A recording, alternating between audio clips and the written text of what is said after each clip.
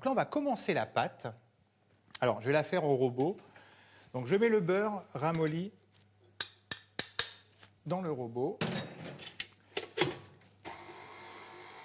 Voilà, beurre ramolli, beurre pommade, vous avez l'habitude. J'ajoute le sucre semoule.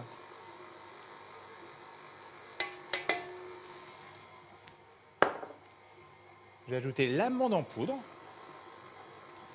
Là, c'est simplement un mélange d'ingrédients en démarrant par le beurre pommade. Je vais casser l'œuf.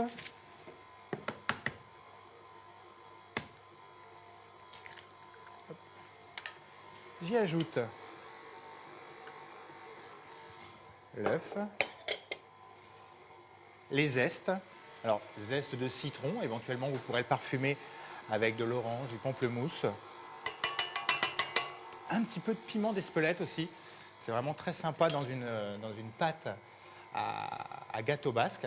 La farine et la pincée de sel. Donc je mets la farine et la pincée de sel. Je mets la pincée de sel dans la farine. Voilà. Hop. Je vais lever. Je vais ajouter la farine à l'intérieur.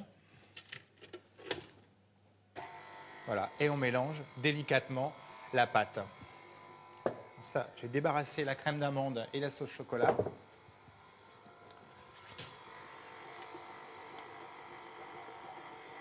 Alors juste mélanger.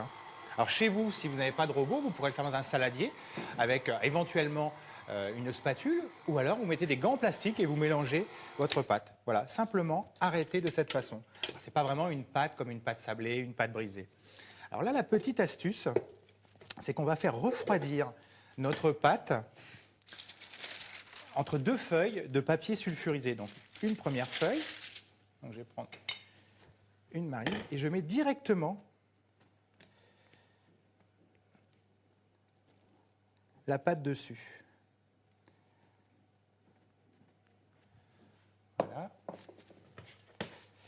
Et le reste. C'est une pâte qui est très très souple. Alors bien sûr, qui est d'origine basque avec une confiture de cerise. Donc là, c'est vraiment une variante avec notre crème d'amande au chocolat. Donc voilà, étalé de cette façon. Je remets le papier sur le dessus. Et je vais étaler avec un rouleau de cette façon. Donc environ 2 mm, pas trop fin, pour pouvoir avoir le fond, le dessus et les côtés du moule. Vous voyez, ça s'étale très facilement. Donc voilà. Et là, vous conservez ça au réfrigérateur pendant environ 30 minutes. Et après, on va faire le montage du moule. Alors pour réaliser ce gâteau-là, je vais utiliser un moule, la forme rectangulaire, donc un petit moule à cake, on peut dire. Et je vais récupérer la pâte que j'ai préparée à l'avance, qui est déjà bien froide.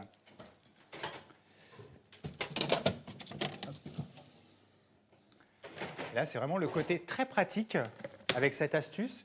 Vous voyez, votre pâte est bien froide.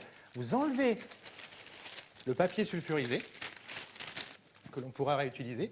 Après, vous prenez votre moule et on va... Hop, une petite empreinte. Et là, c'est du découpage.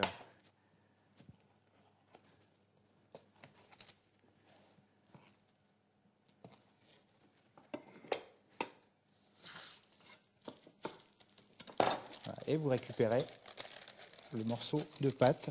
Faites attention de ne pas mettre le papier. Donc, vous l'étalez bien au fond.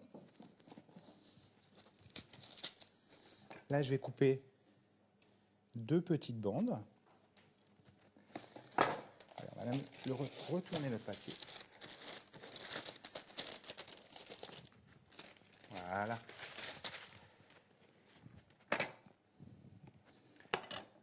Le petit pinceau, la petite dorure.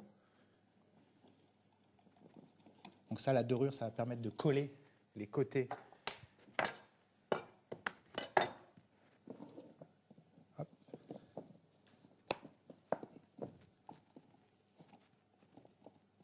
On a une première partie. Une deuxième partie.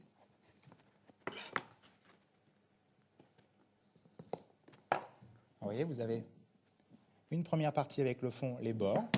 Et là, je continue avec la deuxième partie. Je vais bien vous montrer, hein. Je finis la petite bordure.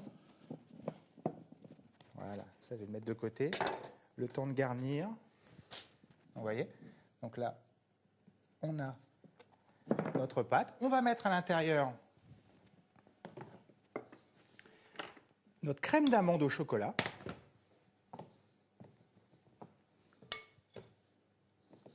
Alors ça se conserve très bien au réfrigérateur cru, hein, si vous en reste un petit peu. Voilà, donc la crème d'amande au chocolat. On ajoute de la confiture de tomates vertes sur le dessus. Donc ça va apporter un moelleux et un goût vraiment très sympa à notre tourte. Et je remets un petit rectangle. Hop, vous voyez, je fais les empreintes. Un petit rectangle de pâte sur le dessus. Voilà, donc j'appuie bien sur les côtés.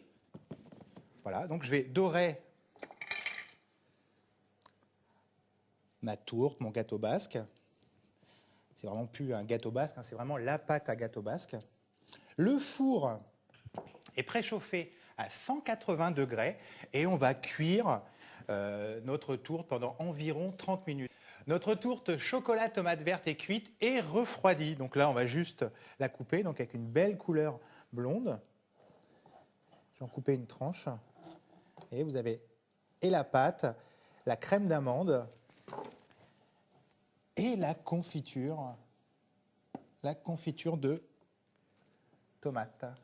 Voilà, super.